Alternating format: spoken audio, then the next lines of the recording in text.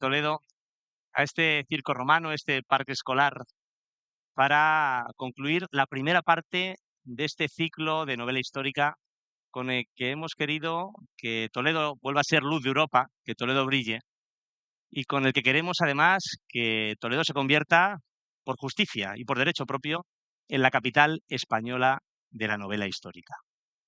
Muchas gracias, Antonio, presidente de Escritores por la Historia, por ayudarnos a poner en marcha este importante ciclo de conferencias que nos ha permitido pues, que abramos muchos espacios a la cultura que hasta ahora pues, se encontraban abandonados.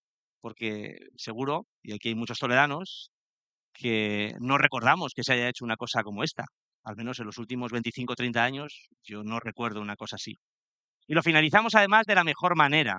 Lo finalizamos con el escritor de novela histórica más importante de España, como es Santiago Posteguillo, el que mejor ha escrito Roma, el que mejor ha escrito Hispania y el que mejor hoy nos va a deleitar y nos va a contar por qué Hispania era el corazón de Roma y por qué Toledo también era el corazón de Hispania.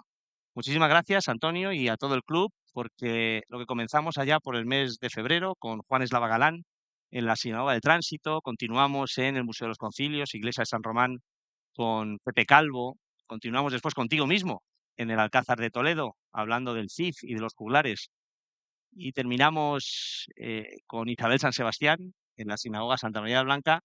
Bueno, pues ha hecho que cerca de 1.500 personas presencialmente pudieran compartir estas conferencias. Hoy estamos aquí casi otras 1.500 personas para finalizar la temporada. Decirles que no finaliza aquí, finaliza la primera parte, porque tendrá una segunda parte, una continuación, y continuará en septiembre. Ahora lo explicará Antonio mejor, no me quiero equivocar, no tenemos las fechas cerradas, aproximadas, los autores prácticamente cerrados. Lo que sí sé es que finalizaremos en diciembre con Augusto Ferrer Dalmau en la Academia de Infantería. Esto es una declaración de intenciones. Hacer esto donde lo estamos haciendo ahora es una declaración de intenciones. Es cierto que todos los espacios que se han elegido, que se han escogido, hablando con los autores, tenían una significación, tenían un porqué. Y este evidentemente lo tiene. Lo tiene evidentemente para el autor, es evidente, pero lo tiene también para la ciudad de Toledo. Y esto, como digo, es una declaración de intenciones. Tenemos que trabajar para conseguir que el Circo Romano de Toledo, muy querido por todos los toledanos, pues esté en el lugar que se merece. Tenemos que trabajar y queremos trabajar y ojalá que podamos conseguir fondos europeos que nos ayuden a convertir esta zona en la zona donde los visitantes vengan a conocer Toledo por su parte más antigua, por su parte romana. Y a tratar de sacar del olvido algo que es una auténtica maravilla, que en otra ciudad de España o de Europa, del mundo, por supuesto, sería seguramente su monumento más importante y que aquí, por todo lo que tenemos, pues siempre ha estado en un segundo plano. Vamos a tratar de revertir esa situación. Y como digo, queremos ser luz de Europa, queremos ser vital europea de la cultura del año 2031 y sin lugar a duda, efectos como este, participaciones tan grandes como las que hoy está viendo, siento las sillas, ¿eh? Pondremos más sillas en la próxima, ¿eh? Siento las sillas, que no haya para todas las personas. Sin lugar a duda contribuyen a ese objetivo tan importante y que todos los toledanos y toda nuestra ciudad se merece. Ayer inaugurábamos el Salón Rico y el Corral de Don Diego, un lugar que invito a que todo el que no haya ido vaya, lo disfrute, que experimente sensaciones como nunca antes habíamos experimentado en un espacio nuevo, en un nuevo eje que va a diversificar los ejes turísticos y los ejes por donde transitamos los toledanos. Y sobre todo que se va a convertir en una pieza importantísima de ese puzzle que queremos construir y realizar de la manera más bonita posible para que Toledo sea capital europea de la cultura en el año 2031. Muchísimas gracias por su asistencia y le paso la palabra a don Antonio Pérez Henares, presidente del Club Escritores por la Historia.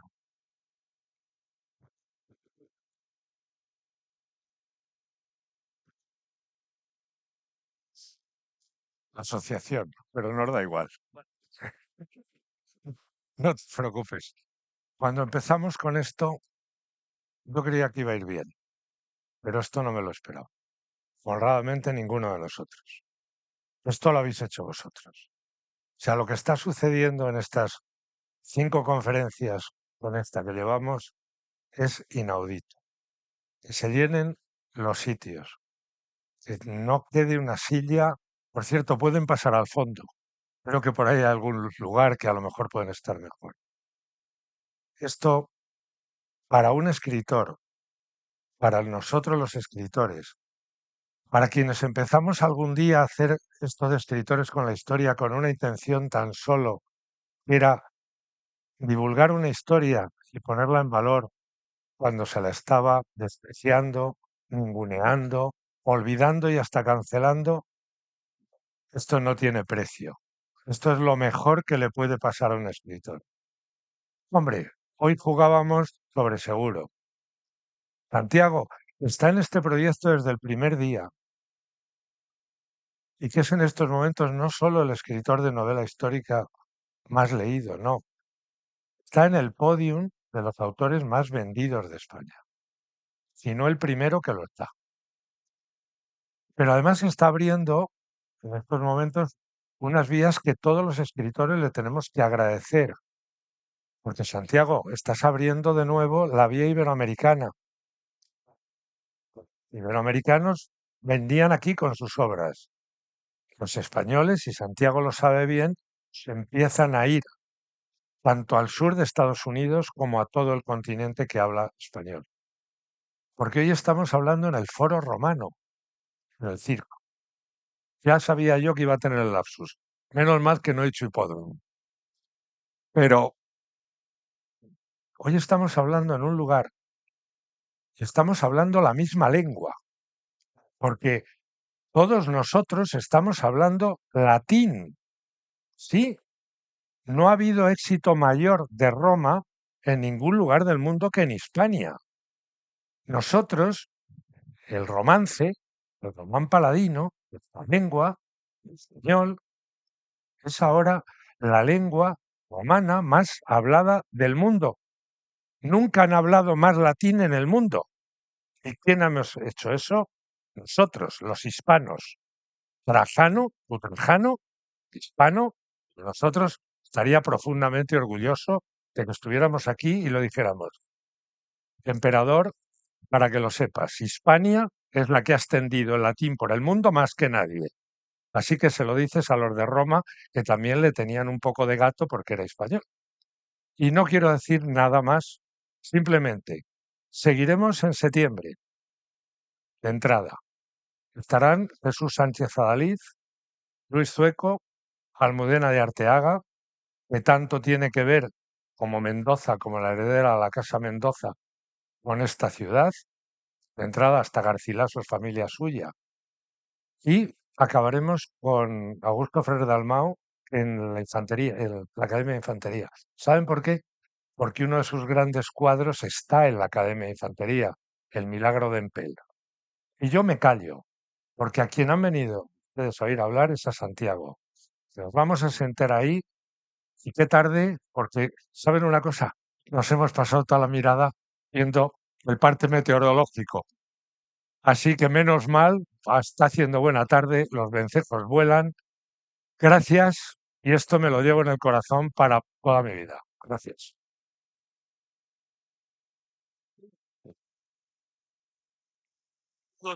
Vale.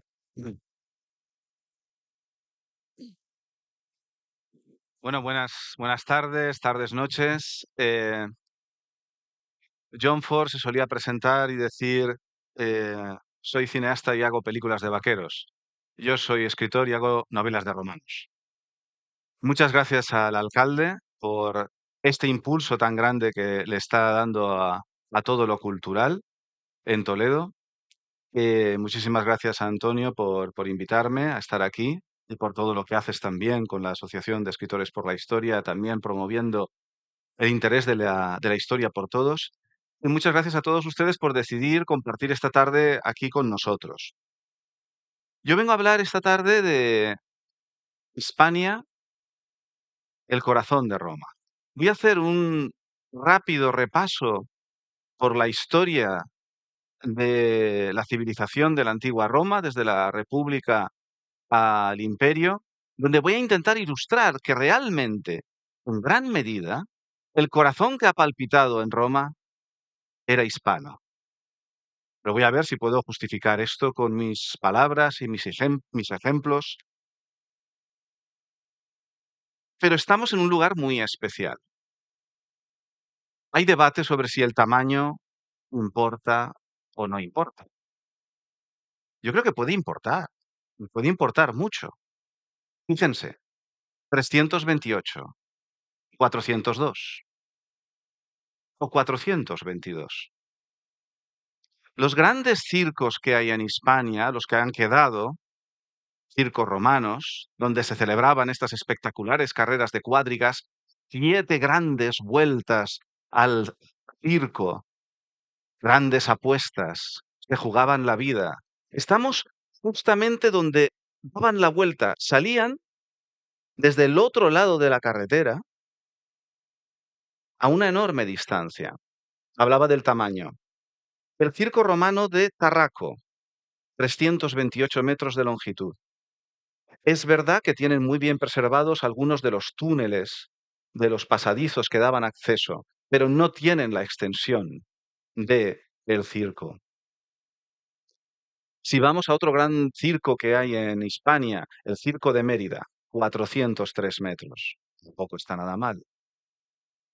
Pero el suyo, el de Toledo, tenía 422 metros de extensión. Era el circo más grande de toda Hispania. Y el tamaño importa, porque el tamaño de los edificios públicos de las ciudades romanas era un indicativo del poder económico que concitaba esa ciudad en particular. Y Toletum era un gran centro comercial y administrativo de lo que anteriormente había sido Carpetania, la tierra de los carpetanos, la tierra ibera. Hispania ha estado siempre en el centro de lo que ha sido el desarrollo de la civilización de la antigua Roma. Miren, el primer territorio continental con el que se hará Roma es Hispania. Después de extenderse por la península itálica y controlar las islas de Sicilia o Cerdeña, el primer lugar continental por donde se extienden es por Hispania, por toda la costa de Levante, e empiezan a adentrarse por la meseta. Ya en el 193 se hacen con el control de lo que era un gran oppidum ibero y lo transforman en Toletum.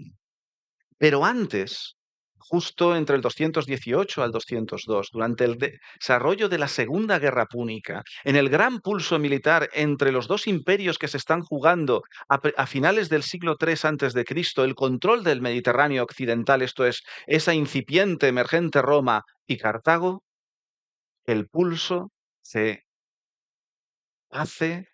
juega en Hispania. Primero, Amílcar, el padre de el famoso, el eterno, el impactante Aníbal, se hace con el control de Hispania. De hecho, Amílcar, el padre de Aníbal, fallece en algún lugar cercano. Hay debate, de si fallece. Sabemos que falleció en un río, de ahogado en el río, en una batalla.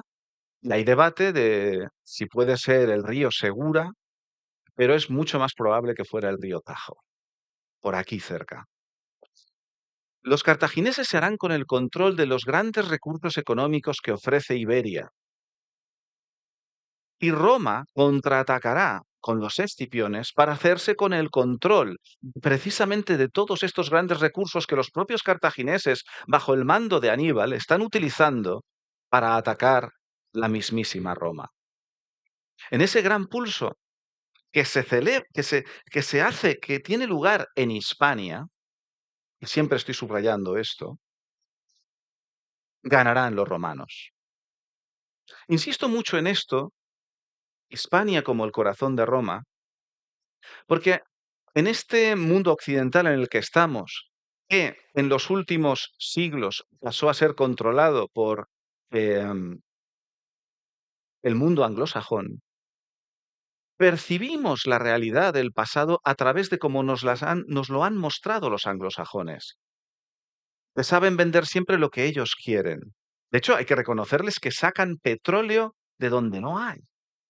Ustedes fíjense que los norteamericanos, de 50 a 60 años de historia, que es la conquista del lejano oeste en Estados Unidos, crean el Far West crean novelas y crean todo un género cinematográfico, fíjense, que no podríamos hacer nosotros con toda la historia que tenemos. Y luego, respetando, por supuesto, a genios literarios y tremendamente cultos como Robert Graves, que nos cuentan tan maravillosamente la dinastía Julio-Claudia, ¿no? En esas novelas, Yo Claudio, Claudio el Dios y tantas otras novelas que tiene del mundo antiguo, por cierto, escritas todas en Hispania, en Mallorca, en Deià, que es donde vivía Robert Graves. Es verdad que los británicos, los anglosajones, los norteamericanos, dan la sensación de que Britania fuera el centro, el corazón de Roma. Y perdónenme, pero no. El corazón de Roma era Hispania. El pulso contra Cartago se hace en Hispania. Ganan los romanos en Hispania. Y eso les hará transformarse en la potencia más poderosa de todo el Mediterráneo occidental. La opulencia y la riqueza, no obstante, va a generar un conflicto interno social en Roma. Tras derrotar a los cartagineses en Hispania, en Italia y en el norte de África, a Roma llega muchísimo dinero. Pero este dinero, eterna historia de la humanidad, no parece repartirse de forma equitativa, sino que unas pocas familias senatoriales acumulan la mayor parte de la riqueza, del dinero y de las tierras. Esto generará en Roma una crisis social y surgirán dos bandos políticos prácticamente irreconciliables. El denominado de los populares, que defiende que ha de haber un mayor reparto de tierras y de riqueza para el pueblo de Roma, para todos los ciudadanos de Roma, y el de los optimates, ya con ese nombre autodenominándose los mejores, que dan una muestra de su vanidad, que son esas pocas familias senatoriales que quieren retener todo el poder y el dinero. Y esto generará un conflicto social que terminará en una guerra civil. Esa guerra civil será entre Mario y Sila. Mario, por cierto, tío político de Julio César, llegará a ser Cayo Mario 7 veces cónsul de Roma, nadie más fue 7 veces cónsul. Los grandes récords lo tienen la familia Julio Claudia. Cayo Mario 7 veces cónsul. Julio César 5 triunfos celebrados en Roma. Creo que por una cuestión que les explicaré relacionada con Hispania, que se le quedó una espinita clavada con lo de los triunfos y dijo luego yo más que nadie, pero llegaré a eso. Estoy en el conflicto entre Mario y Sila. Hay una gran guerra civil y Sila, el líder de los optimates, de la facción senatorial, va a imponerse. Pero Mario tiene un lugarteniente, un segundo en el mando, Sertorio, Quinto Sertorio. Y Quinto Sertorio se va a refugiar ¿dónde? En Hispania. Y Quinto Sertorio es un personaje complejo, inteligente, gran militar y hábil político. ¿Y qué es lo que va a hacer? A Roma, que haya un líder militar con unas cuantas cohortes de legionarios en rebeldía, le molesta, pero no le preocupa. ¿Qué es? ¿Qué hizo Sertorio que preocupó al Senado romano? Sertorio empezó a crear un Estado dentro del Estado romano. Sertorio creó un Senado paralelo al Senado de Roma. ¿Y dónde creó Sertorio ese Senado paralelo al Senado de Roma? En Hispania. Concretamente en Osca, al norte de Aragón, en Huesca.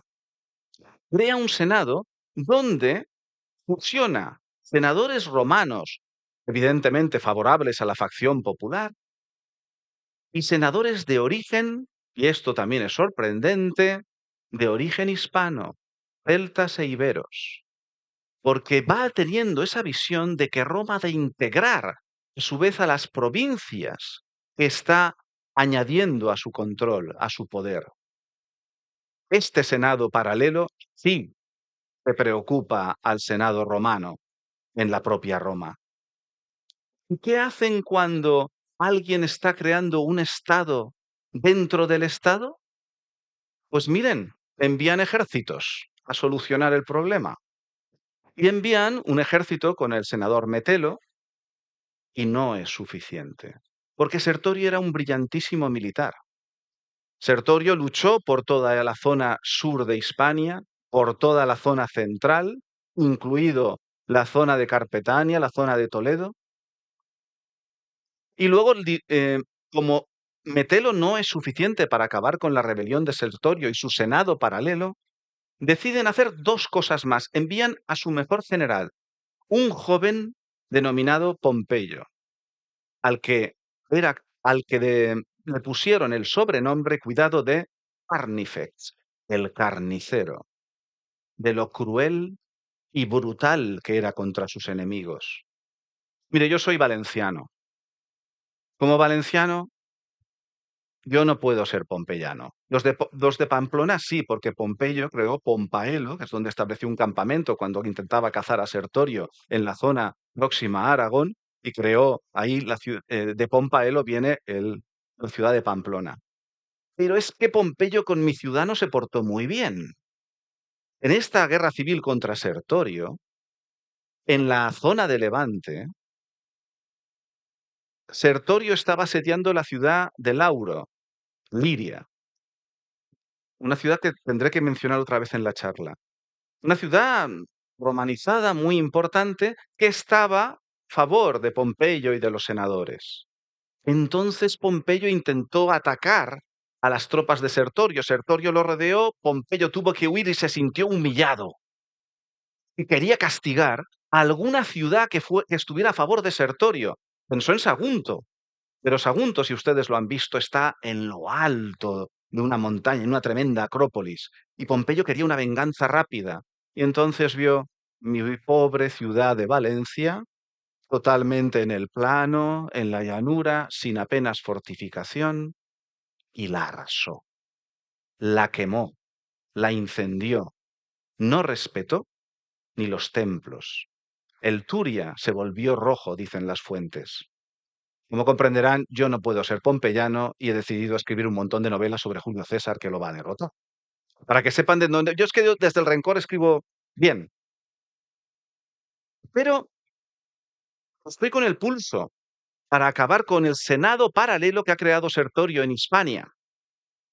Fíjense cuántas cosas de la antigua Roma se deciden en Hispania. Se está creando un Estado alternativo dentro del Estado romano.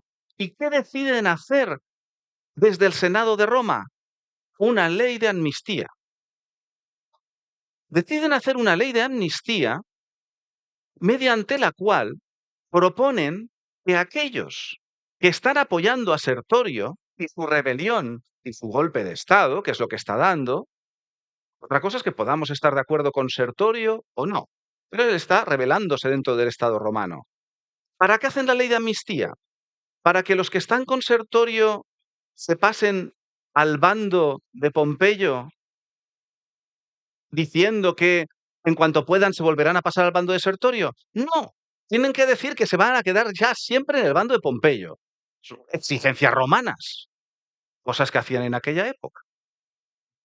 Consiguen con esa ley de amnistía ciertamente debilitar a un Sertorio a quien muchos de sus hombres abandonan y se pasan al otro bando de Roma. Y finalmente acabarán con la traición, acabando con Quinto Sertorio. Todo esto, si tienen interés, está contado en Maldita Roma, la segunda novela que he hecho sobre Julio César. Tenemos cómo en Hispania hemos tenido, por un lado, el pulso contra Cartago, luego el pulso contra un senado alternativo al senado romano. Pero seguimos. Más cosas importantes del mundo romano que se desarrollan en Hispania. Hemos tenido a Cayo Mario. ¿Y el sobrino de Cayo Mario quién es?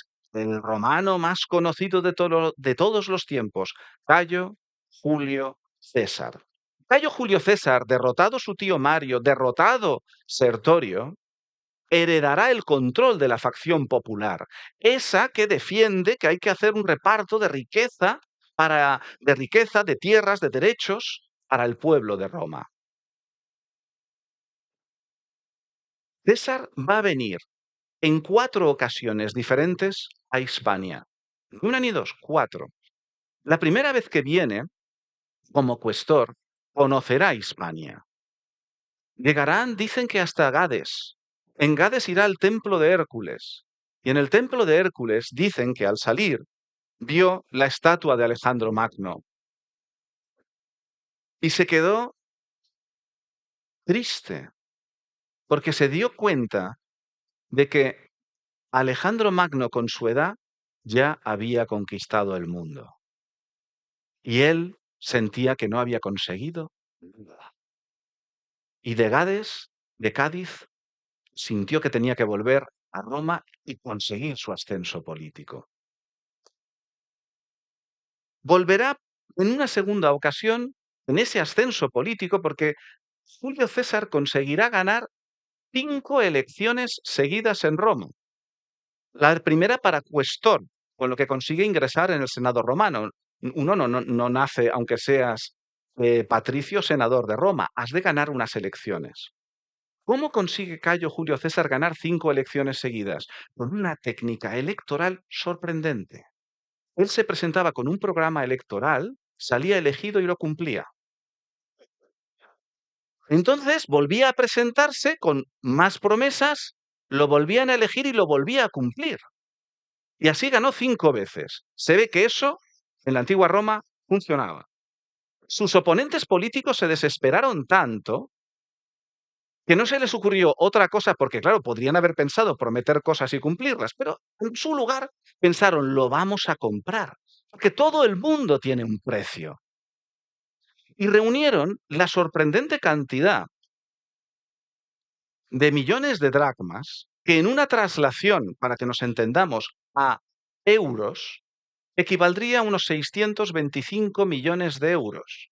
Y le ofrecieron 625 millones de euros para que no se presentara a las elecciones. Y por eso me gusta tanto Julio César. Y dijo, no, se volvió a presentar y volvió a ganar. Reconocen que este hombre se merece Nobeles. Vuelve en ese ascenso político a Hispania como propretor. Como propretor se va a encontrar que hay una serie de ciudades del centro de Hispania, entre otras, Toletum, que están siendo atacadas sistemáticamente por una tribu del noreste de la península ibérica, los lusitanos. Así que va a iniciar una campaña contra los lusitanos para solucionar el problema de los ataques de esta tribu, ciudades como Toletum y a ciudades de la Bética. Va a ser una campaña complicada. Primero ofrecerá autonomía y tierras a aquellos lusitanos que acepten el dominio romano. Y luego inicia la campaña contra aquellos que se niegan a aceptarlo. Será una campaña complicada. Los lusitanos atacan con guerra de guerrillas a las legiones romanas y luego se refugian en el interior. Y cuando son perseguidos sistemáticamente por César, deciden refugiarse en la isla de Fedice, que está en la costa de Portugal, aproximadamente a 45 kilómetros al norte de Lisboa, que hoy día no es una isla, es una península, porque el río ha ido llevando tierra y ahora lo que era isla de Fedice, hoy día no es una isla, es una península. Pero en el momento en que Julio César está atacando a los lusitanos, era una isla. Se refugian ahí y él no tiene, Julio César, no tiene flota para cruzar y desembarcar. Hace una serie de balsas, pero no consigue hacer un desembarco. Saben ustedes lo difícil que es hacer un desembarco si en donde tienes que desembarcar no quieren que desembarque nadie. Pero César se acuerda de su visita a Gades y tiene contactos en Hispania, su gran amigo Balbo. Y le dice, ¿vas a ir a Cádiz? Él está al lado de lo que es aproximadamente Lisboa. ¿Vas a ir a Cádiz, a Gades? Y vas a coger la flota de Gades.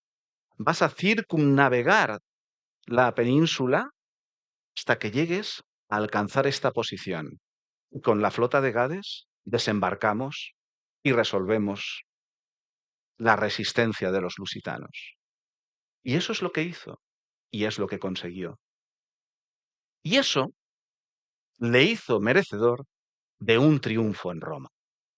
Y César estaba emocionado, porque lo tenía todo calculado como inteligente político que era. Quería presentarse a las elecciones a cónsul de Roma. Su tío había sido 7 veces cónsul. Era su gran sueño, conseguir ser cónsul de Roma, emular a su tío Cayo Mario al menos en una ocasión. Quería presentarse en septiembre del año 60 a.C. a las elecciones consulares para el año siguiente, para el año 59. Te presentabas en las elecciones en septiembre para tener el poder como cónsul de Roma durante el año siguiente. Pero quería celebrar su triunfo, qué mejor,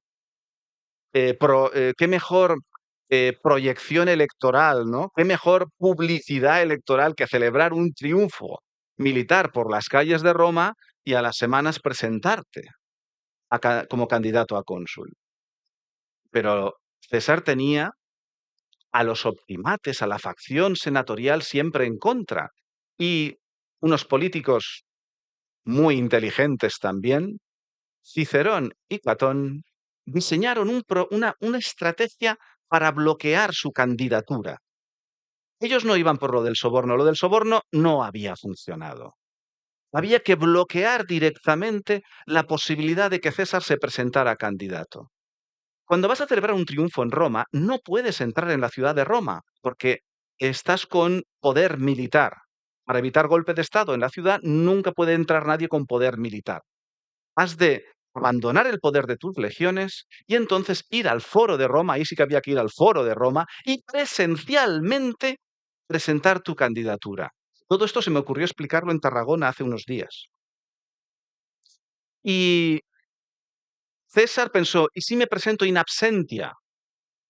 En ausencia. Lo que se habría hecho habitualmente es permitirle celebrar el triunfo, retrasar la presentación de candidaturas unos días y que después, abandonado el poder militar, se pudiera entrar en el foro. Pero Cicerón y Catón se negaron a cambiar el calendario electoral y le dijeron, si quieres presentarte a cónsul de Roma, tienes que abandonar tu poder militar, renunciar a aquello que más anhela un romano, que es poder celebrar el mayor honor, que es un triunfo por las calles de Roma, y entonces sí, puedes presentar tu candidatura a cónsul. Pero ¿quién en su sano juicio va a decir que no celebrar un triunfo en Roma? Solo una persona lo ha hecho en la vida. Cayo Julio César. Decidió no celebrar su triunfo, su victoria contra los lusitanos en Hispania, y entró desarmado en el foro de Roma y presentó su candidatura presencialmente. Esto ya digo que lo expliqué en Tarragona hace poco y no había caído yo. Pero dije, yo hablo de la política de hace 2000 años. Y la gente se rió. Yo creo que están un poquito hartos también allí de todo, ¿eh? Pero bueno, a veces hay periodistas que me hacen entrevistas y me preguntan, ¿cuándo va a escribir usted sobre algo de actualidad? Digo, ¿alguna vez? ¿Alguna vez? Pero César aún volverá 2 veces más a Hispania. Porque César, consiguiendo el consulado, conseguirá luego la gran victoria, que es en lo que estoy ahora trabajando, la gran conquista de la Galia, que hay que recordar que la conquista de la Galia era la conquista de Francia, Bélgica, Holanda, Luxemburgo, Suiza, gran parte de Alemania, y conseguir que todo el sur del Reino Unido quede bajo tributo de Roma, que no es poco. Se hará tan poderoso que no ha funcionado para detener a César, no funcionó el soborno, no funcionaron las maniobras políticas. A Cicerón y Catón saben que solo les queda detener a César militarmente. Así que nuevamente van a hacer que Pompeyo, el que derrotó a Sertorio también en Hispania, Qué curioso, toda la gran historia de Roma siempre en Hispania. Pues que Pompeyo se enfrente contra César. Y tendremos la gran guerra civil, César contra Pompeyo, que va a tener dos de las batallas más importantes de esa guerra civil, una al principio y otra al final, en Hispania. La gran batalla de Ilerda. Ilerda, que en español se llama Lérida, y en otros idiomas de otra forma. Y en Ilerda habrá una gran batalla tremenda donde César se impondrá sobre los pompeyanos. Pero seguirán años, 4 años de guerra, de cruenta guerra civil, y al final, en el año 45 a.C., tendrá ya incluso fallecido Pompeyo, que morirá en Egipto. Pero todos los pompeyanos, ¿dónde se refugian? Pues como hicieron antes Sertorio, pues todos los pompeyanos se refugian en Hispania de nuevo y se hacen fuertes en la Bética. Y tendremos la gran batalla de Munda. Munda, que cuando escriba esto, a ver cómo lo hago para que no me maten en Andalucía. Porque en la ciudad de Osuna dicen que eso es Munda, en la ciudad de Ronda dicen que es Ronda. Yo creo que voy a hacer un poco como el Quijote. Voy a poner en algún lugar del sur de Hispania, de cuyo nombre no quiero acordarme, tuvo lugar la batalla de Munda. Y ya la contaré. Y en esa gran batalla, César consigue la victoria final. Nuevamente en Hispania. En Hispania se decide la victoria final de César, que va a suponer, al fin y al cabo, y tras el magnicidio de César, el establecimiento del imperio y el establecimiento de la dinastía Julio-Claudia. Pero Hispania va a seguir siendo el corazón de Roma. Sertorio fue el primero que tuvo la idea de que en un senado romano se podían integrar provinciales, en este caso iberos y celtas. César, cuando controla ya el senado romano, ¿qué va a hacer? Va a incorporar al senado romano gran número de aristócratas y de ciudadanos representativos de las Galias, celtas de las Galias, en el senado romano. César rompe que el senado romano solo esté con romanos o itálicos. Esto es muy importante porque después de todo el desarrollo de la dinastía Julio-Claudia, ¿no? Después de Julio César, guerra civil entre Marco Antonio y Octavio contra los asesinos de César, una caza que durará 14 años, no quedará ni un solo de los asesinos de César vivo.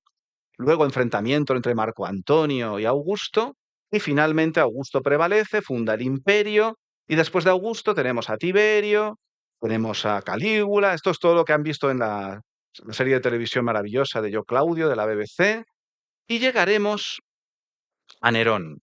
Nerón no tiene descendencia, y a la muerte de Nerón hay una gran guerra civil, donde Otón, Vitelio, Galba y Vespasiano luchan por el poder.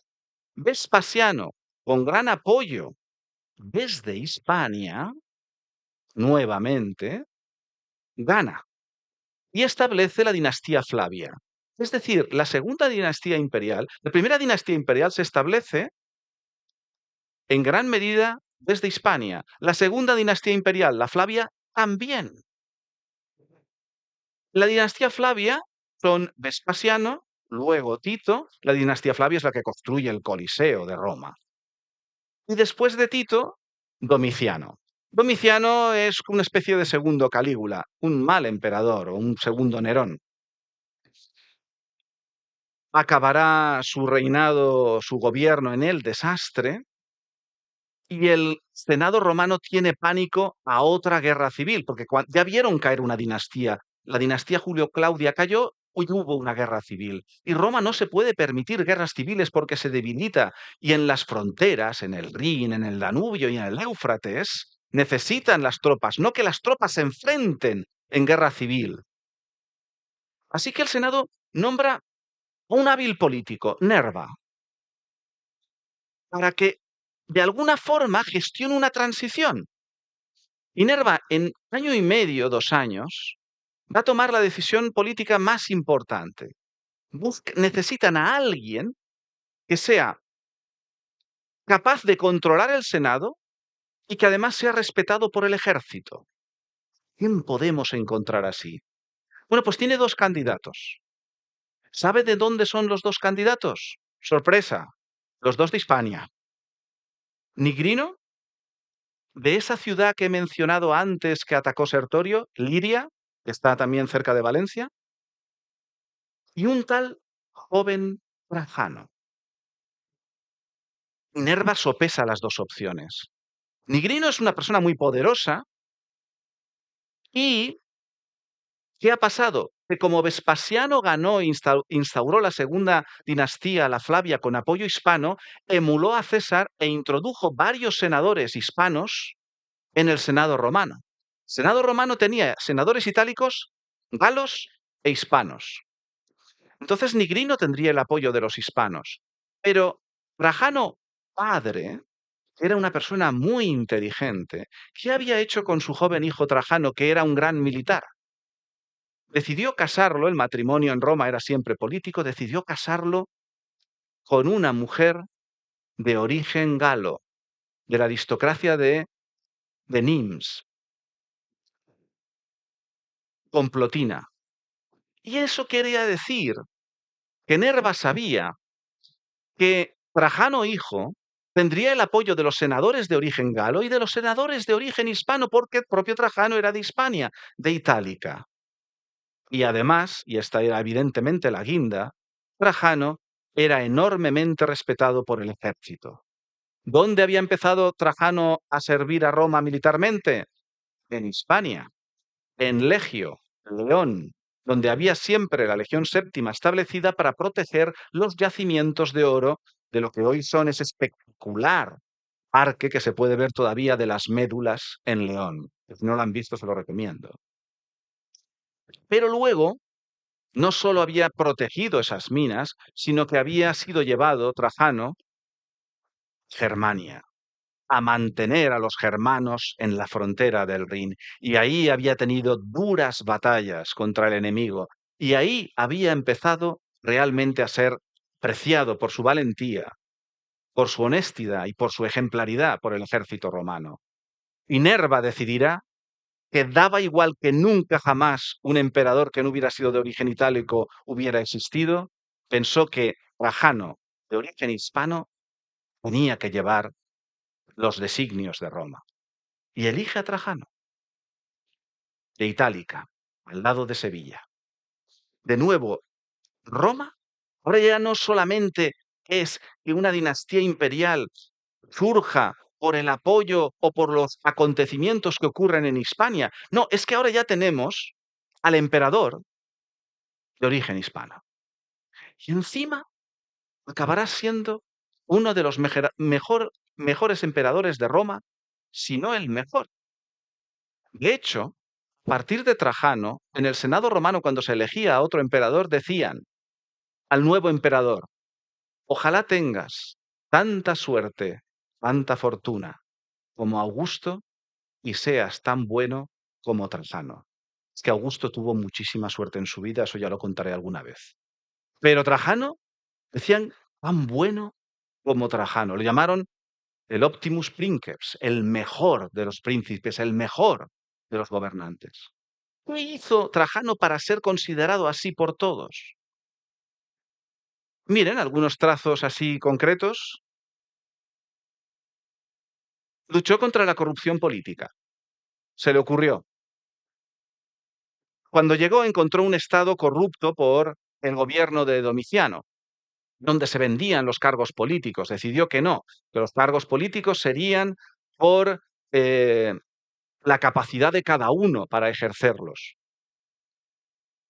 Decidió que aquellos que habían robado dinero público lo devolvieran. Si no lo devolvían, tenían una cosa que se llamaba anfiteatro Flavio o coliseo con unos leoncitos muy bonitos y resultaba que, oye, todos recordaban dónde tenían el dinero y lo devolvían. Era una cosa muy curiosa. Y luego sí, los exiliaba a lugares remotos del imperio. Descubrió que pese a que en Roma había 12 acueductos, faltaba agua en Roma. Y no lo entendía.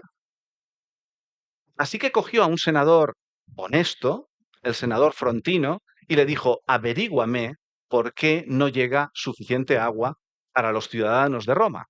Y Frontino, tipo metódico, se fue a los manantiales de donde cada acueducto tomaba el agua y midió el caudal de agua de origen. Y luego se iba al centro de la ciudad a ver cuánto de ese caudal llegaba y descubrió que más del 50% del agua desaparecía. Y Frontino pensó: a ver, por el sol, porque haya grietas, pero tan mal, tan mal, tan mal los ingenieros romanos no construyen. Si no, ahí tenemos, 2000 años después. Los ingenieros romanos no pueden perder el 50% del agua en un acueducto de 70 kilómetros. Así que investigó y descubrió que grandes terratenientes a las afueras de la ciudad pinchaban los acueductos para regar con el agua del Estado, sin pagar, gratis, sus tierras. Y Trajano les dijo: no pasa nada. Podéis seguir con el agua si me lo pagáis para el erario público, o os corto el agua. Y luego lo que hizo además es construir un acueducto más que llegara a la zona más pobre de la ciudad, a la Subura, que por cierto fue el barrio original de Julio César, al cual no le llegaba suficiente agua. Se preocupaba Trajano por aquellos que menos tenían. Luego, con respecto a su propia vida, ejemplaridad. Decidió que la familia imperial tenía que hacer públicos los gastos de los viajes de la familia imperial. Yo ahí lo dejo. Publicaba dónde iba, con quién y el dinero del erario público que se gastaba para esos viajes. Si había guerra, Trajano iba personalmente a la guerra. Si había una batalla, Trajano estaba en la batalla. Y si el frente de batalla, la primera línea de combate de las legiones, se quebraba, él acudía personalmente con su caballería a ese punto y luchaba. Y caía herido. Y comía el rancho. Y bebía el agua de los legionarios. A veces contraviniendo el criterio de los médicos, porque Trajano es un emperador que durará muchos años y cuando tenía 50, 60 años quería seguir haciendo lo mismo. De hecho, era era blanco fácil porque tenía el pelo gris en el combate. Era el único del ejército romano con el pelo gris, el más mayor, y a él iban dirigidas siempre las flechas del enemigo. Pero él seguía yendo a primera línea de combate, bebiendo el agua, que a veces no estaba en buenas condiciones, poniéndose enfermo. Pero ¿qué pasaba? Que las legiones lo siguieron al final del mundo. César tenía planes para cruzar el Danubio y cruzar el Éufrates. Planes que quedaron truncados en el 15 de marzo del 44 a.C., cuando fue asesinado por 23 o 35 puñaladas. Hay debate. El único que se atreve a llevar a cabo los planes de expansión del Imperio Romano de Julio César tenía que ser un hispano. Ese era Trajano. Cuando está preparando la campaña de Partia y está en Antioquía con las legiones, hay un tremendo terremoto que asola la ciudad de Antioquía. ¿Dónde se refugia Trajano? En el circo de Antioquía. ¿Por qué? Porque era la única gran extensión en el centro de una gran ciudad que no tenía edificios, había una gran explanada. En estas de 422 metros por 116 de ancho. Y allí esperó a que acabara el terremoto. La recomendación de todos los oficiales de Trajano fue: coja el ejército emperador y salga de aquí. Y Trajano dijo: ¿cómo el emperador va a abandonar a una ciudad de Roma tras un terremoto? Y se quedó en la ciudad 6 meses. y puso a todas sus legiones a trabajar en la reconstrucción de la ciudad. Y no se fue de Antioquía hasta que dejó la ciudad recuperada. Eso es ejemplaridad. Voy a ir acabando. Además de Trajano, tendremos otro emperador hispano como es Adriano, pero hay una gran decisión que se tomará en el Imperio Romano el 27 de febrero del 380 después de Cristo. Después de Trajano, y antes, en tiempos de Tiberio, hubo un tal Jesucristo. Los cristianos se van expandiendo por el Imperio Romano. Trajano fue tolerante con ellos. Hay cartas de Trajano a Plinio diciendo que a los cristianos se les deje en paz siempre y cuando no cuestionen la autoridad del emperador. Ya saben que cuando se le probó a Jesucristo con este tema, él dijo a César lo que es del César y a Dios lo que es del Dios. Pues Trajano pensaba que mientras hicieran eso no había ningún problema. Pero es verdad que van ascendiendo en extensión los cristianos y llegan las cuestiones de tocar el poder, y se quiere atribuir a Constantino, que Constantino es el que inicia el cristianismo en el Imperio Romano, pero realmente Constantino lo que hizo es apoyarse militar y económicamente en unos cristianos que cada vez eran más poderosos para conseguir el control del imperio. Pero posteriormente, ese 27 de febrero del 380 después de Cristo, el emperador Teodosio, en el edicto de Tesalónica, dictaminará que la religión oficial del Imperio Romano, de lo que va a ser luego la civilización occidental, de nuestra civilización, será el cristianismo. Y perdónenme, sé que soy recurrente, pero ¿de dónde era Teodosio I el Grande? De Hispania. Hay debate de si de Cauca, una zona en el entorno de Cuenca. Hay ahora un yacimiento arqueológico en Noeda donde se ha descubierto una villa absolutamente, increíblemente grande. El arqueólogo no se atreve a decirlo, piensa que puede estar relacionada con el propio Teodosio, pero como no se ha encontrado todavía ningún epígrafe, ninguna moneda, no puede decirlo. Y la otra teoría es que Teodosio pudiera ser de Itálica, como lo fueron antes Trajano y Adriano. Pero lo que no está en cuestión es que el emperador romano que decide que el cristianismo es la religión oficial del Imperio de Roma es de Hispania. Y hasta ahí hemos llegado. Es decir, que ya fuera en el pulso entre Cartago y Roma, ya fuera en la creación de estados alternativos a Roma con Sertorio, ya fuera en el enfrentamiento brutal civil entre Julio César y Pompeyo, ya fuera la hora de crear el mejor emperador de Roma como Trajano, o ya fuera a la hora de decidir la religión oficial de lo que será la civilización occidental, en el centro de todas esas decisiones está Hispania, el corazón de Roma. Muchas gracias.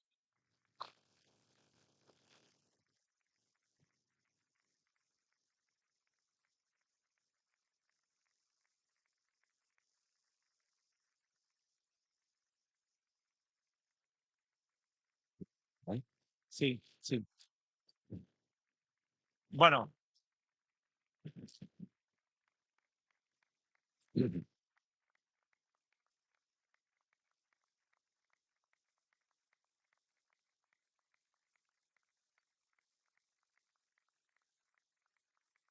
Ah, para una foto. Sí, Vale. Venga, venga. subid si queréis. Venga.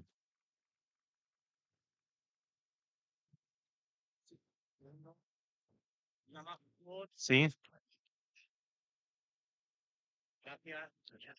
Bueno, Bueno, muchísimas gracias. Fundamentalmente, Santiago, espectacular, espectacular.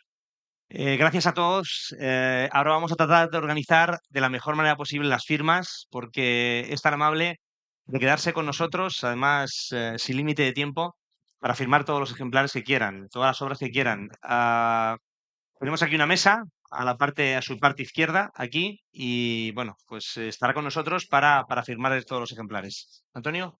Nada, es emocionante esto y que vamos a seguir repitiéndolo. Fíjense qué noche empezaremos en septiembre. Hasta nada, hasta dentro de pronto y hasta siempre.